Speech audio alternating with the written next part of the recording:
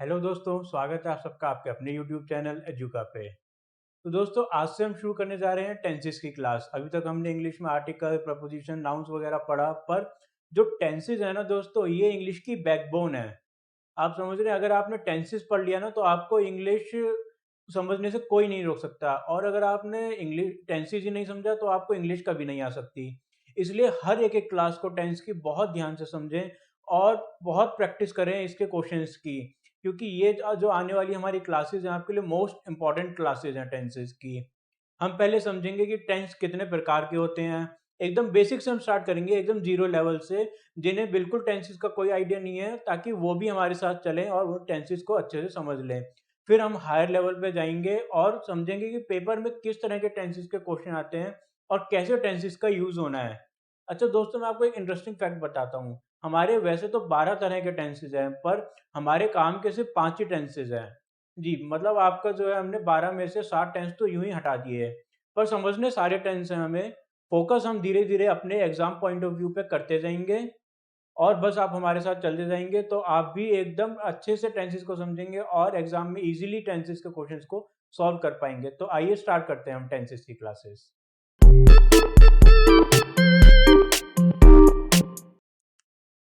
अब मुख्य रूप से दोस्तों टेंसेस 3 प्रकार के होते हैं।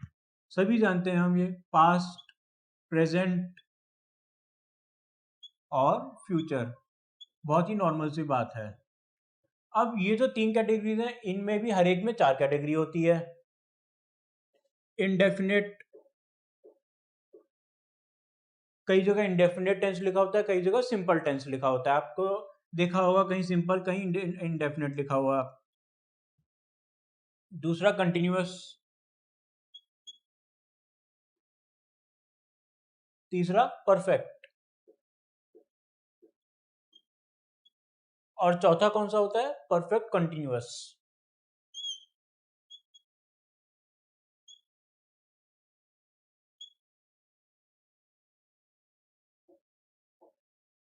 और ये जो चारों हैं, तीनों में ही पास्ट, प्रेजेंट और फ्यूचर के अलग अलग रूल्स होते हैं, जो हम एक एक करके पढ़ेंगे। अच्छा, इनका मतलब क्या है? ये इंडेफिनिट हो गया, कंटिन्यूअस, परफेक्ट या परफेक्ट कंटिन्यूअस का। जो हमारा इंडेफिनिट है, ये तो सामान्य सेंटेंसेस के लिए होता है। जैसे कि राम मान लेते हैं कि सोता है, राम खेलता है, शाम पढ़ता है, ता है, ती है, ते हैं।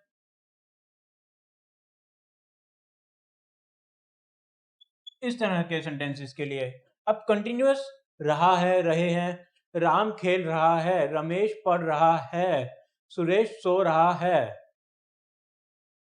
जो चल रहा है, कंटिन्यू हो रहा है। आपने नोटिस किया होगा, जो काम अभी भी चल रहा है, जारी जारी है जो काम।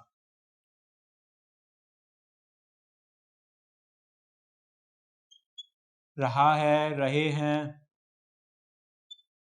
रही है, अभी भी कंटिन्यू हो रहा है वो काम, इसलिए कंटिन्यूअस। अच्छा, परफेक्ट, अभी अभी खत्म हो चुका है वो काम। राम बाजार से आ चुका है, अभी अभी जस्ट अभी आया है। राम पढ़ने गया था, राम पढ़ाई खत्म कर चुका है, अभी अभी जस्ट उसने पढ़ाई से उठकर ही उठाई है। यानी कि जो काम अभी अभी खत्म हुआ है, चुका है। इसकी पहचान होती है चुका है, चुके हैं, चुकी है। अब परफेक्ट कॉन्टिन्यूअस क्या है दोस्तों? ध्यान दीजिएगा दोस्तों, परफेक्ट कॉन्टिन्यूअस भी वही है जो काम अभी चल रहा है। राम सुबह से पढ़ रहा है, Ram has been studying since morning. इसका क्या मतलब हुआ दोस्तों कि जो काम अभी चल रहा है। पर कंटिन्यूअस भी यही कह रहा था दोस्तों, जो काम अभी चल रहा है। फिर से मैंने परफेक्ट कंटिन्यूअस में वही बात बोल दिया। अब दोनों के बीच में अंतर समझते हैं। राम पढ़ रहा है, राम सुबह से पढ़ रहा है, तो दोनों में क्या अंतर हुआ दोस्तों?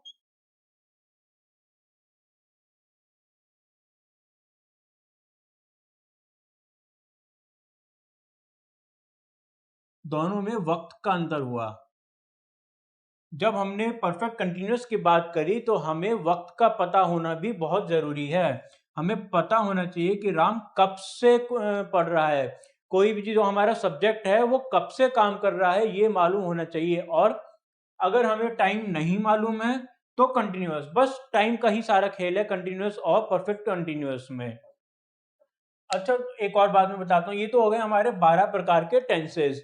अब हर एक जो टेंसेस का प्रकार टाइप है हमारी, इसके अंदर भी 3 कैटेगरीज होती हैं। अब पहले हम ये सब आप नोट कर लीजिएगा, आगे हम बढ़ते हैं। हर एक की अब हम कैटेगरी समझते हैं। एफर्मेटिव, नेगेटिव, इंटेरोगेटिव,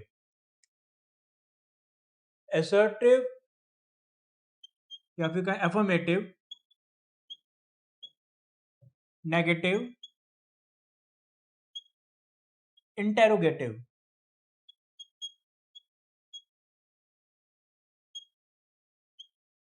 ये तीनों टाइप्स होती हैं हमारे सभी टेंसेस की, यानी टोटल 36 तरह के टाइप्स हो गए हमारे टेंसेस के। अब इन तीनों वर्ड्स का मतलब क्या है दोस्तों? आई एम स्टडिंग, मैं पढ़ रहा हूं। कुछ भी इसमें मैंने ना करने की बात नहीं करी है। नहीं जो शब्द है मेरे सेंटेंस में, आप नोटिस करेंगे कहीं भी नहीं आ रहा है, पहली बात तो। और दूसरी बात, क्या मैंने कोई क्वेश्चन पूछा है सेंटेंस में? सिंपली एक सेंटेंस मैंने बोला है, एक पॉजिटिव सेंटेंस मैंने बोला है, ना इसमें कोई नेगेटिव वाली बात करी है मैंने, ना इसमें कोई प्रश्न मैंने पूछा है। अब जब हम नेगेटिव की बात करेंगे तो आई एम नॉट स्टडिंग, क्या मतलब हुआ इसका? कि मैं नहीं पढ़ रहा हूं। इधर आप नोट करेंगे दोस्तों, नॉट एक्स्ट्रा में आ गया है। उधर मैं कह रहा था मैं पढ़ रहा हूं, इधर मैं कहता हूं मैं नहीं पढ़ रहा हूं। यानी कि नेगेटिव सेंटेंस की जब हम बात करते हैं तो इसमें नहीं शब्द का प्रयोग होना जरूरी है, तो ही नेगेटिव बनेगा। पर एक बात ध्यान रखिए दोस्तों, ये क्वेश्चन नहीं है हमारा। मैं ये नहीं पूछ रहा हूँ क्या मैं नहीं पढ़ रहा हूँ, मैंने कहा है मैं नहीं पढ़ रहा हूँ, ये बात मैं बता रहा हूँ, मैं पूछ नहीं रहा हूँ। दोनों सेंटेंस के बाद में हमने फुल स्टॉप लगाया है। अब तीसरा interrogative, am I not studying, क्या मैं नहीं पढ़ रहा हूं? या फिर एम आई स्टडिंग, क्या मैं पढ़ रहा हूं? क्या मैं पढ़ रहा हूं? नोटिस कीजिएगा दोस्तों, पहली बात तो हमने इधर नॉट वर्ड हटा दिया। नॉट वर्ड का भी अभी हम यूज करेंगे क्वेश्चन में, पर फॉर नाउ हमने अभी नॉट वर्ड हटा दिया है। सिर्फ हमने सवाल पूछा है, एक सिंपल सवाल पूछा है, क्या मैं पढ़ रहा हूं, क्या मैं खेल रहा हूं, क्या वह सो रहा है, वह क्या कर रहा है। क्वेश्चन मार्क हमें इस बात का सबूत देता है कि हम एक इंटेरोगेटिव सेंटेंस पूछ रहे हैं। अब आप एक और बात ध्यान दीजिएगा दोस्तों, अभी तक तो हमने आपसे कहा था कि 3 कैटेगरीज होती हैं, पर एक और कैटेगरी होती है जो मैं आपको बता जरूर रहा हूं, पर हमें आपको डरने की जरूरत नहीं है, क्योंकि ये इतना इंपॉर्टेंट कैटेगरी नहीं है, तो इसके बारे में हम आगे डिस्कस नहीं करेंगे, बट आपको मालूम जरूर होना चाहिए। Negative interrogative,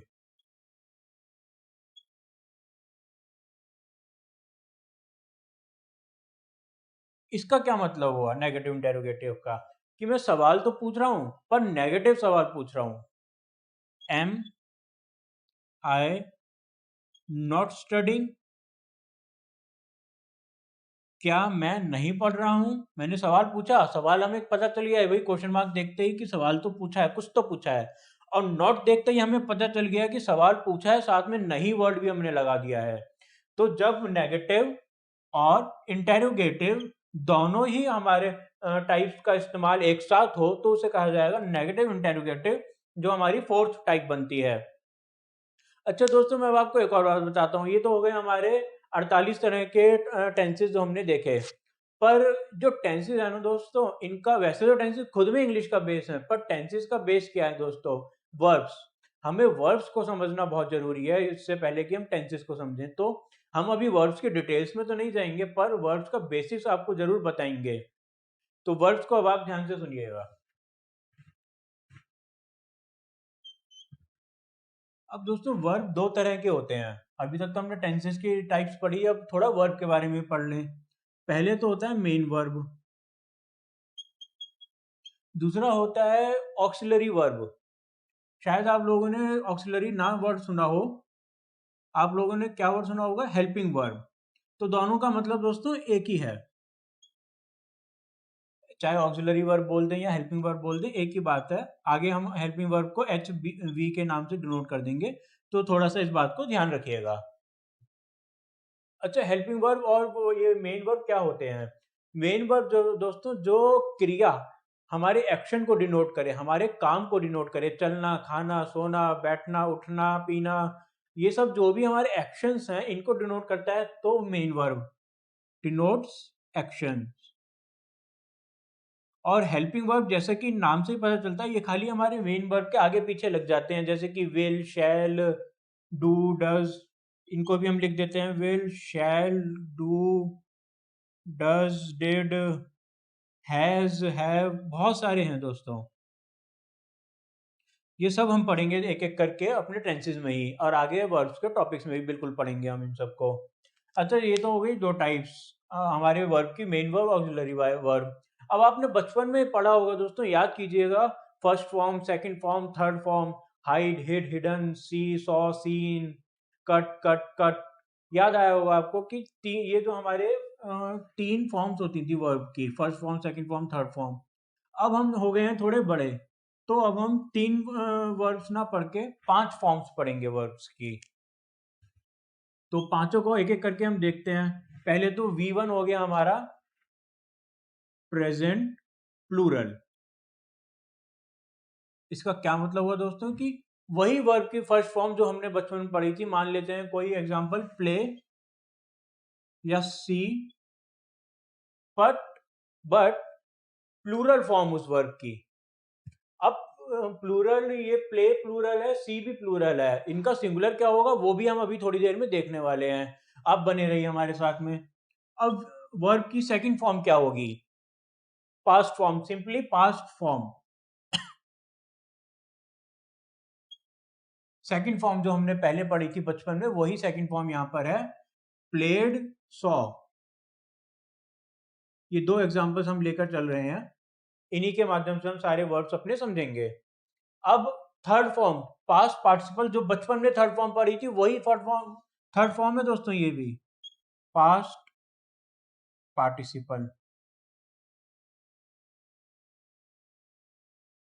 played, seen, see, saw, seen, play, played, played. ठीक है दोस्तों। अब चौथी वर्ब पे ध्यान देना है, क्योंकि ये हमने बचपन में नहीं पढ़ी थी, ये अब हम बड़े हो गए इसलिए पढ़ रहे हैं। Present participle.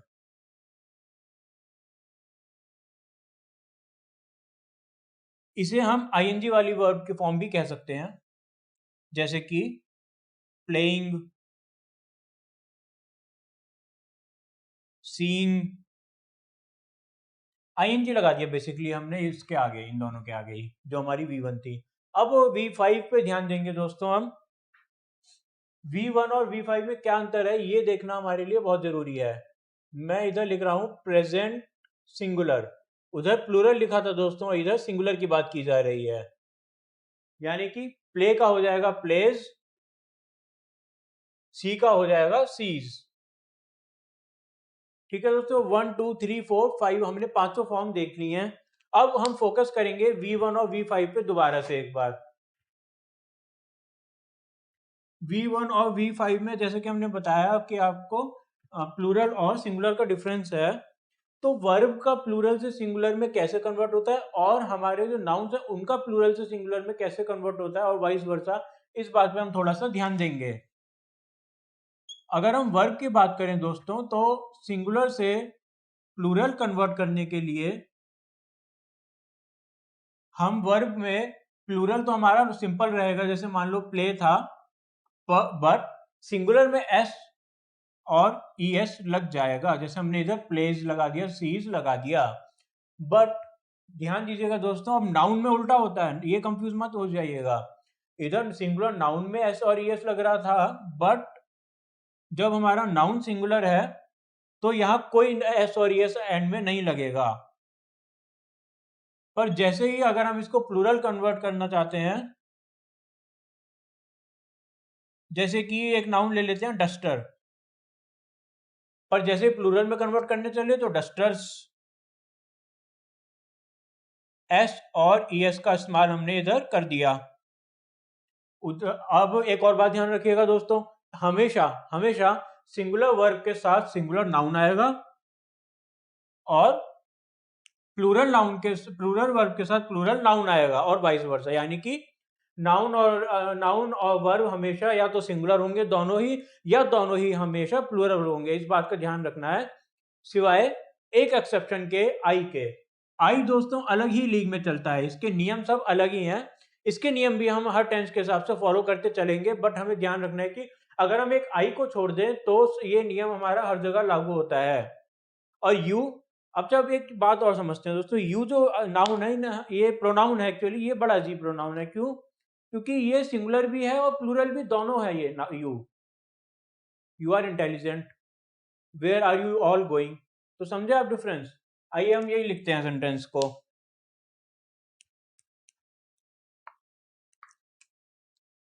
You are studying, you all are studying. Notice कीजिए दोस्तों, बस हमने यू को नहीं छेड़ा दोनों ही सेंटेंसेस में, इधर हमने बस एक ऑल एक्स्ट्रा ऐड कराने से क्या हो गया, जो यू हमारा पहले सिंगुलर का काम कर रहा था, अब वही यू हमारा प्लूरल का काम कर रहा है। तो यू एक ऐसा प्रोनाउन है इकलौता जो सिंगुलर और प्लूरल दोनों में ही काम आ जाता है। आई रहता प्लूरल ही है, बट उसके कई जगह, आई रहता सिंगुलर ही है, बट उसका कई जगह इस्तेमाल प्लूरल वर्ब के साथ किया जाता है, जो हम देखेंगे आने वाले अपने टेंसेस में।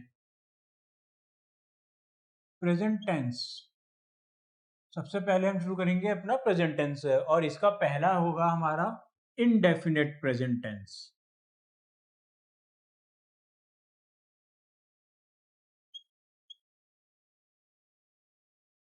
यानी कि जो हमारे हिंदी में सेंटेंस होते हैं उनके आगे ता है, ती है, ते हैं जो लगता है, खाता है, खाती हैं, खाते हैं, वो सब होते हैं हमारे इनडेफिनेट।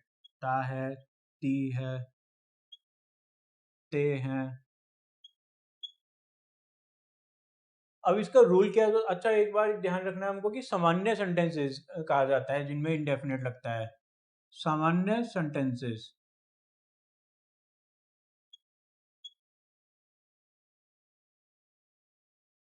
अब इसका हम रूल पढ़ते हैं कि किस तरह से जो इंडेफिनिट प्रेजेंट टेंस है उनमें कब क्या क्या सब्जेक्ट कहाँ आता है, हमारा ऑब्जेक्ट कहाँ आता है।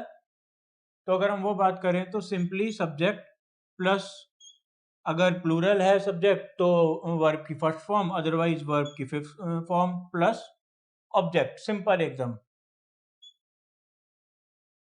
ठीक दोस्तों, जैसे कि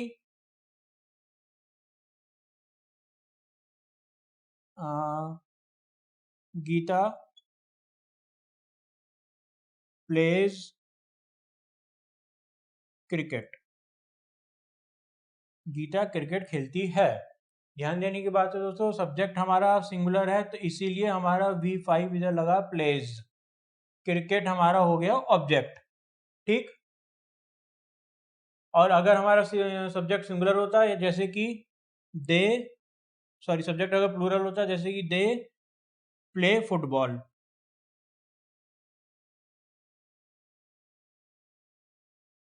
तो हमने क्या किया, V1 का इस्तेमाल किया इधर वर्ब की फर्स्ट फॉर्म का। अच्छा, एक और बात ध्यान देने की दोस्तों, हमारा जो ये एफर्मेटिव है ये केस, इनडेफिनेट का भी जो हमारा पहला केस हम समझा रहे हैं, ये एफर्मेटिव केस है। और एफर्मेटिव केस में दोस्तों इंडेफिनिट प्रेजेंट के हमारा हेल्पिंग वर्ब का यूज जनरली नहीं किया जाता है। हम हेल्पिंग वर्ब इधर आपने देखा होगा कि नहीं लगा रहे हैं। बाकी जगह हर हमारे सेंटेंस में हर टाइप में आएगा हमारे helping verb, but affirmative indefinite present tense में हम जनरली हेल्पिंग वर्ब का यूज नहीं करते हैं।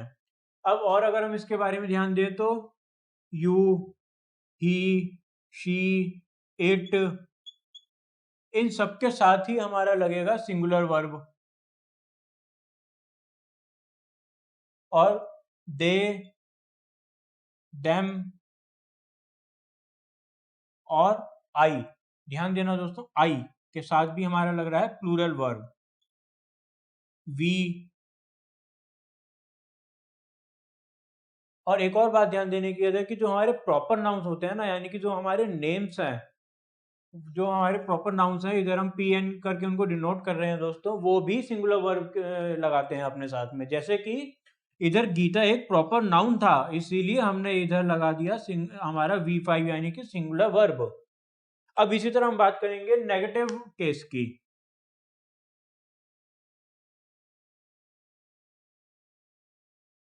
नेगेटिव केस में क्या होता है दोस्तों? नेगेटिव केस में दोस्तों सबसे ज्यादा ध्यान देने की बात तो ये है कि नॉट आ रहा है, और नॉट की पोजीशन को आप ध्यान दीजिएगा। सब्जेक्ट प्लस हमारा हेल्पिंग वर्ब, डू हो या डज हो, दोनों का यूज हम समझेंगे अभी, प्लस नॉट। जैसा कि मैंने कहा कि नॉट की पोजीशन को हमें ध्यान देना है। तो क्या ध्यान देना है दोस्तों? वो ध्यान ये देना है कि हमेशा ही नेगेटिव केस में चाहे कुछ भी हो जाए, नॉट थर्ड प्लेस पर ही आएगा। आप इस चीज को नोट कर लीजिए और दिमाग में बैठा लीजिए कि नॉट को हम नहीं हिलाएंगे कभी भी थर्ड प्लेस से हमारे नेगेटिव केस में। फिर इसके बाद चाहे ऑब्जेक्ट आता रहे हमारा या कुछ भी आता रहे, ऑब्जेक्ट से पहले तो हमारा आएगा वर्ब, फिर ऑब्जेक्ट। एक और बात हम आपको बताएंगे अभी, जब भी आप देखें कि डू आ रहा है या डज आ रहा है, तो इसके साथ बिल्कुल भी वर्ब की फिफ्थ फॉर्म लगाने की गलती ना करें, यानी कि सिंगुलर वर्ब नहीं लगेगा। हमारा प्लूरल वर्ब हमेशा लगेगा, डू और डज के साथ में V1 ही लगेगा। उसी पुराने एग्जांपल को अगर हम लें,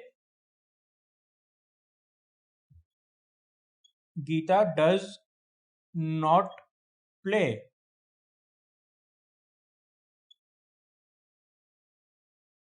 क्रिकेट। दे, जिन्हें डू और डज का भी यूज नहीं समझ में आया वो चिंता ना मत करें, हम वो भी बताएंगे अभी। They do not play football. अब डू और डज की बात कर लेते हैं दोस्तों। डू आता है हमेशा ही सिंगुलर, सॉरी प्लूरल सब्जेक्ट के साथ में, और डज आता है हमेशा ही सिंगुलर सब्जेक्ट के साथ में। ठीक है दोस्तों, जैसे हमने पहले एफर्मेटिव केस में पढ़ा था कि वो we we they their them वगैरह के साथ में आ रहा था हमारा V1 यानी कि प्लूरल वर्ब। और उधर V1 के बाद तो इधर छोड़ दीजिए क्योंकि हर जगह ही V1 आना है। तो इधर यहाँ ध्यान रखना है कि हमें जो है प्लूरल के साथ में डू लगाना है। और जैसे उधर हमने सीखा था कि ही शी इट प्रॉपर नाउन उन सब के साथ में आ रहा था वर्ब की फिफ्थ फॉर्म यानी कि सिंगुलर फॉर्म। तो अब V1 तो इधर आ रहा है, इधर तो V1 ही आना है, तो इधर हम क्या करेंगे कि डज लगा देंगे सिंगुलर नाउन्स और प्रॉपर नाउन्स के साथ में। ठीक है, इधर एक्सेप्शन अगेन आई रहेगा। आई किधर आएगा दोस्तों? आई आएगा डू के साथ में।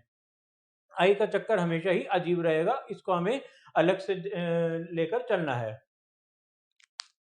तो ये हो गया हमारा नेगेटिव। अब हम बात करेंगे इंटेरोगेटिव सेंटेंस की। इंटेरोगेटिव, अब हम इंटेरोगेटिव केस के बारे में पढ़ेंगे। इधर भी आप दोस्तों ध्यान दीजिए कौन सी पोजीशन किस तरफ आ रही है। इधर हमारा सबसे पहले आएगा हेल्पिंग वर्ब, डू डज जो हमारे हेल्पिंग वर्ब थे वो सबसे पहले आ रहे हैं दोस्तों। ये बात हमेशा ध्यान रखनी है, क्वेश्चन में हेल्पिंग वर्ब सबसे पहले आता है, प्लस सब्जेक्ट की अब हम बात करेंगे। हेल्पिंग वर्ब के बाद आ गया हमारा सब्जेक्ट।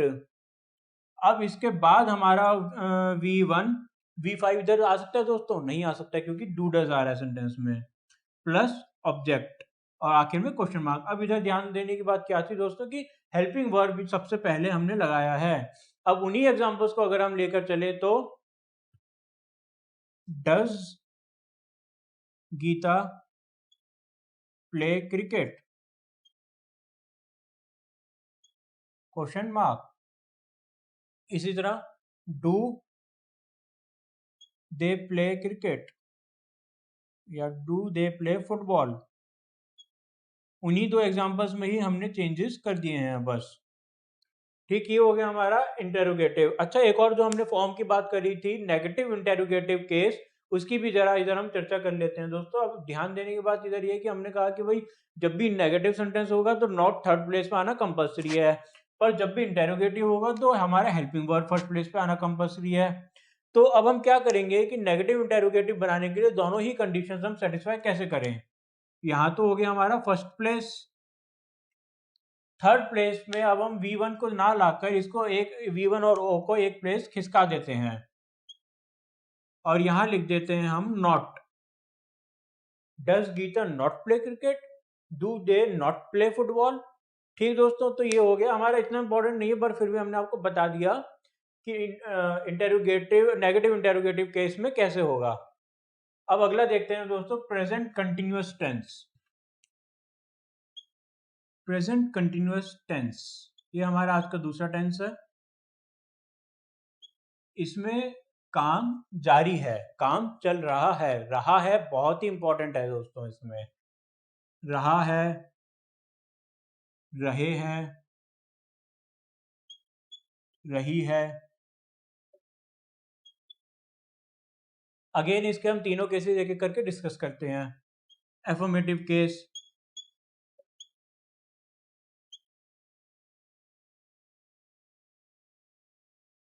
सब्जेक्ट प्लस, अब दोस्तों इधर हेल्पिंग वर्ब से हम नहीं रुकेंगे, इधर हेल्पिंग वर्ब हमें लगाना ही होगा, चाहे इज हो लगाएं, एम लगाएं या आर लगाएं, केस टू केस डिपेंड करेगा, वो भी हम डिस्कस करेंगे।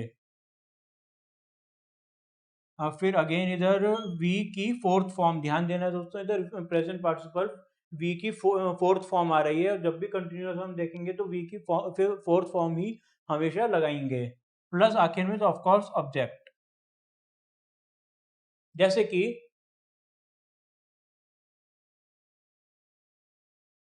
Radha is playing football.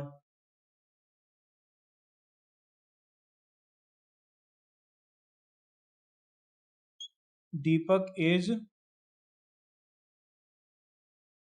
या फिर कोई और एग्जांपल लेते हैं हम प्लूरल का, दे आर प्लेइंग क्रिकेट। अब नोट हमें ये करना है कि जब हमारे पास सिंगुलर सब्जेक्ट आया तो इज लगा दिया, प्लूरल सब्जेक्ट आया तो आर लगा दिया। तो यही बात अब हमें देखना है कि जब भी सिंगुलर सब्जेक्ट होगा तो इज लगेगा, और जब भी प्लूरल सब्जेक्ट होगा तो आर लगेगा। अब सिंगुलर सब्जेक्ट कौन कौन से होते हैं? ही, शी, इट। और इसी तरह प्लूरल कौन से हो गए? दे, वी और यू। अगेन जैसे हमने आपको शुरू में बता दिया था, दोनों जगह आ सकता है। पर इधर आपने नोटिस किया, अच्छा एक और बात बता दूं आपको, प्रॉपर नाउंस भी हमेशा सिंगुलर ही रहेंगे, जैसे कि हमने पहले डिस्कस किया था। बट इधर आपने नोटिस किया होगा दोस्तों कि इधर हमने आई की तो डिस्कशन की ही नहीं, आई कहाँ जाएगा? तो आई अगेन स्पेशल केस रखते हुए हमें ध्यान रखना है कि आई के साथ में है तो आई एक सिंगुलर सब्जेक्ट है, इसमें कोई डाउट नहीं है दोस्तों, पर आई के साथ में एम का यूज होता है और एम सिर्फ आई के साथ ही आएगा। I am playing football. ठीक है, अब इसी का हम बात करेंगे नेगेटिव केस की।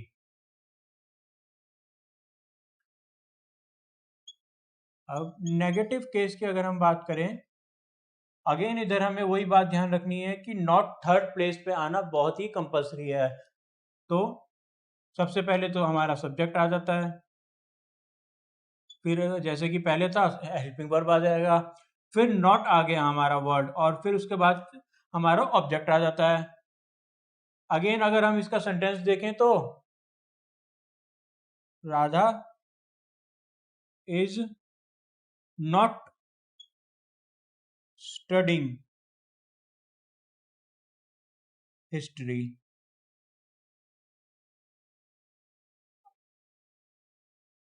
और आई एम आएगा आई के साथ में, एम नॉट प्लेइंग क्रिकेट।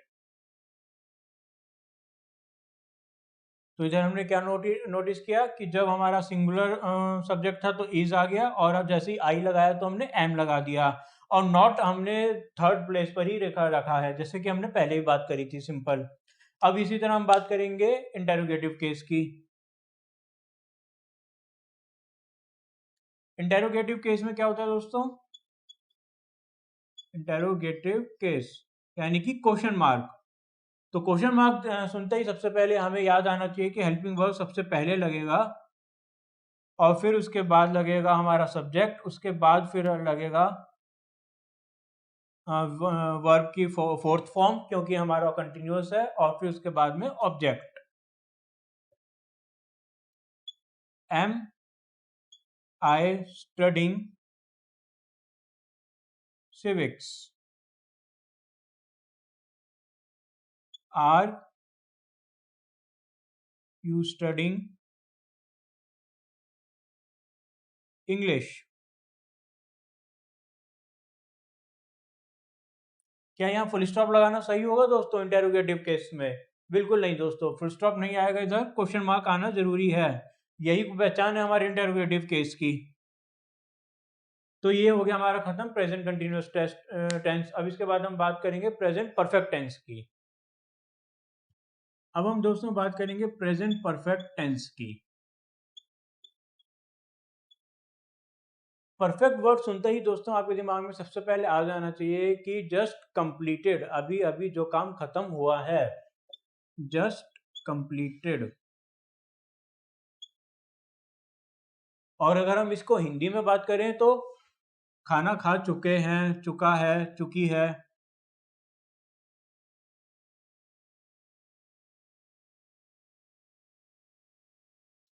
सो चुका है, सो चुके हैं, सो चुकी है। तो ये तीनों वर्ड्स हमें ध्यान रखने हैं हिंदी में। अच्छा, अब हम इसके एक एक करके केस देखते हैं। पहला केस तो हो गया हमारा एफर्मेटिव केस, पॉजिटिव केस जिसको हम कह सकते हैं। तो इसके क्या रूल्स हैं दोस्तों? सबसे पहले तो सब्जेक्ट लगाना हम नहीं भूलेंगे बिल्कुल भी। फिर उसके बाद दोस्तों हैज और हैव हमारे हेल्पिंग वर्ब आएंगे साथ में। फिर उसके बाद हमारे आएगी वर्ब की थर्ड फॉर्म पास्ट पार्टिसिपल। ये बात हमें ध्यान रखनी है, जहां भी हैज हैव नजर आ जाए वहां पे वर्ब की थर्ड फॉर्म हमें लगानी है। और वर्ब की थर्ड फॉर्म के बाद फाइनली हमारा ऑब्जेक्ट आ जाएगा। जैसे कि Gopal has played cricket. I have gone to market.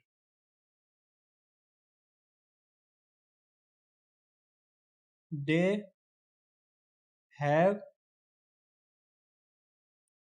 completed their studies या फिर their study। स्टडीज दोस्तों मतलब पढ़ाई करना, स्टडी मतलब काइंड ऑफ रिसर्च करना। अगर हमारा सिंगुलर स्टडी आ जाता है तो रिसर्च टाइप हो जाता है, जब स्टडीज आ जाता है तो यानी पढ़ाई जो कर रहे थे वो खत्म कर दी है उन्होंने। तो यहाँ हमने तीनों ही केस बनाए। अब हमें समझना है कि हैज और हैव कहाँ पर आता है। तो जब भी हमारा ही दिख जाए, शी आ जाए, या फिर यू आ जाए सिंगुलर फॉर्म वाला यू दोस्तों, या फिर कोई प्रॉपर नाउन ही आ जाए तो आ जाएगा हैज। पर अगर हमारा जो है प्लूरल नाउन आ जाए जैसे कि दे, प्लूरल सेंस में ही यू, वी, या फिर ध्यान दीजिएगा दोस्तों आई, अगेन यहाँ पर आई पंगा कर रहा है, आई जो है हैव के साथ आएगा और सिंगुलर होते हुए भी। तो ये हो गया हमारा एफर्मेटिव केस। अब हम बात करते हैं नेगेटिव केस की। अब हम नेगेटिव केस की बात करेंगे। नेगेटिव केस में एक ही रूल सबसे इंपॉर्टेंट है, वो है कि भाई थर्ड प्लेस पे नॉट का आना इंपॉर्टेंट है। बाकी तो सब एफर्मेटिव जैसे ही है। जैसे कि अगर हम देखें तो सब्जेक्ट आएगा सबसे पहले, फिर हमारा हेल्पिंग वर्ब हैज हैव आ जाएगा, फिर नॉट आ जाएगा, और फिर हमारा वर्ब की थर्ड फॉर्म आएगी। सेकंड या फर्स्ट नहीं आनी है, थर्ड आनी है हैज हैव के साथ हमेशा ही। प्लस आ जाएगा फिर हमारा ऑब्जेक्ट। अब अगर हम कोई सेंटेंस देखें तो Gopal has not come from market.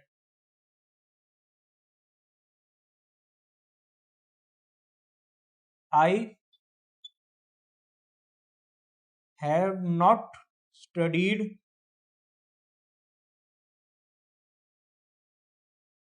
History. ध्यान देना इधर दोस्तों ये है कि तीसरा वर्ड हमारा नॉट है, पहली बात। तो दूसरा बात, हमने जब आई लगाया तो हैव का यूज किया, और जब प्रॉपर नाउन लगाया हमने तो हैज लगाया। जैसे कि हमने पहले भी डिस्कस किया था कि कोई भी प्रॉपर नाउन हो, इट हो, ही हो, शी हो, इन सभी के, या फिर यू का सिंगुलर फॉर्म हो, इन सभी के साथ में हैज आएगा। और हमारा चाहे वी हो या दे हो या फिर आई हो या कोई भी और हमारा प्लूरल नाउन है तो उसके साथ में हैव का यूज किया जाएगा। अब इसी तरह हम बात करेंगे अफर्मेटिव केस की, जिसका मतलब है क्वेश्चन पूछना। अफर्मेटिव केस का भी सबसे इंपॉर्टेंट रूल तो दोस्तों एक ही है कि सबसे पहले तो हेल्पिंग वर्ब लगाओ और आखिर में हमें लगाना है क्वेश्चन मार्क। तो यानी कि बन गया सबसे पहले हैज, हैव, उसके बाद में सब्जेक्ट, फिर उसके बाद वर्ब की थर्ड फॉर्म, फिर उसके बाद हमारा आ गया object. Has he not arrived from market? Has he not, चलो नॉट हम छोड़ देते हैं, has he arrived from market. Not बोल के हम आपको अभी और कंफ्यूज नहीं करना चाहते हैं। Question mark. Have they completed their test?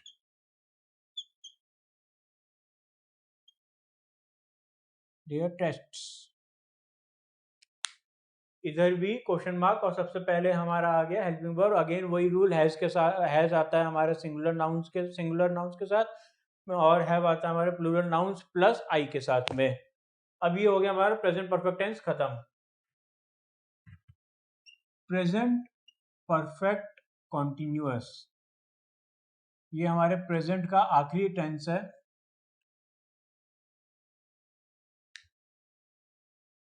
जो आज हम पढ़ेंगे। कल से हम स्टार्ट कर देंगे पास्ट टेंस के सभी टाइप्स। तो अगेन प्रेजेंट परफेक्ट कंटिन्यूअस क्या होता है? कंटिन्यूअस जब हमने देखा तो रहा है, इससे हम समझ गए, कंटिन्यू कर रहा है। परफेक्ट का इधर उतना रोल नहीं है, मेन हमें कंटिन्यूअस पे ध्यान देना है। जैसे मैं आपको शुरू में बताया था कि कंटिन्यूअस और प्रेजेंट कंटिन्यूअस में सिर्फ टाइम का डिफरेंस है। अगर टाइम मेंशन्ड है तो वही कंटिन्यूअस टेंस जो है हमारा बन जाएगा परफेक्ट कंटिन्यूअस टेंस। तो इसमें अगर हम हिंदी की बात करें तो से रहा है, से रहे हैं,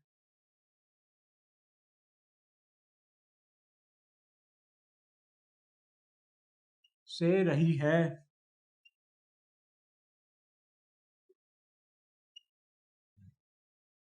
वह सुबह से खेल रहे हैं, वह सुबह से खेल रहा है, वह सुबह से खेल रही है। से रहे हैं, से रहा है, से रही है, ये तीनों अगर हम देखें तो हिंदी में ये वर्ड्स अगर हमें देखें तो समझ जाते हैं कि इंग्लिश का परफेक्ट कंटिन्यूअस टेंस है।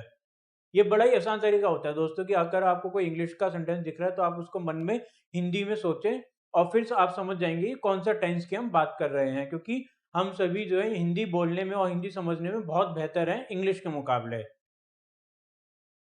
तो अब इसके अगर हम एफर्मेटिव केस की बात करें, एफर्मेटिव केस,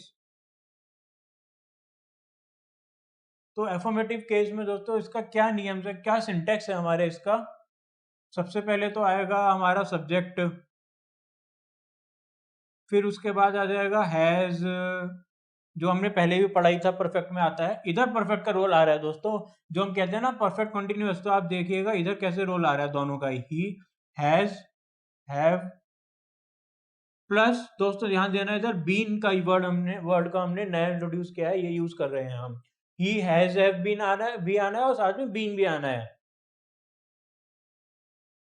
अब इधर वर्ब की फोर्थ फॉर्म जो कि सिर्फ कंटिन्यूअस के साथ लग रही थी वो हम इधर लगा रहे हैं वी फोर, यानी कि आईएनजी वाली फॉर्म वर्ब की, प्लस हमारा ऑब्जेक्ट तो आखिर में आना ही है, ये कहां पर जाएगा?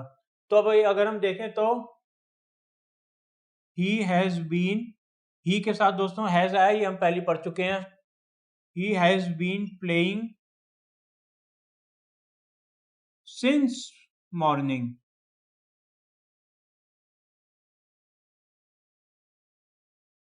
he has been वेटिंग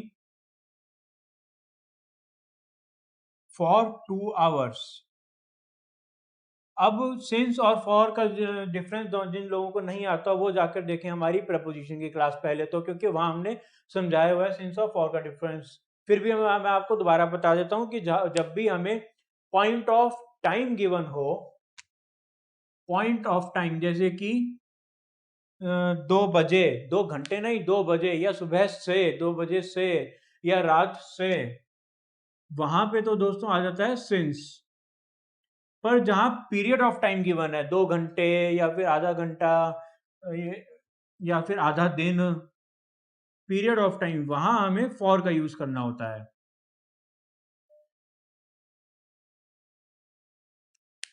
तो ये हो गया हमारा अफर्मेटिव केस, ये हो गया इसका सिंटेक्स। ये जो लिखने का तरीका है दोस्तों इसे सिंटेक्स कहा जाता है, यानी कि एक बेसिक फॉर्मूला जिसके ऊपर हमारा जो सेंटेंस है वो चलेगा। अब हम बात करते हैं नेगेटिव केस की। नेगेटिव केस में अगेन नॉट की ही सारी कीमत है, नॉट आएगा हमारा थर्ड प्लेस पे। देखते हैं कैसे आता है, तो इतने सारे हेल्पिंग वर्ब्स के बीच में हम नॉट को कैसे फिट कर पाते हैं।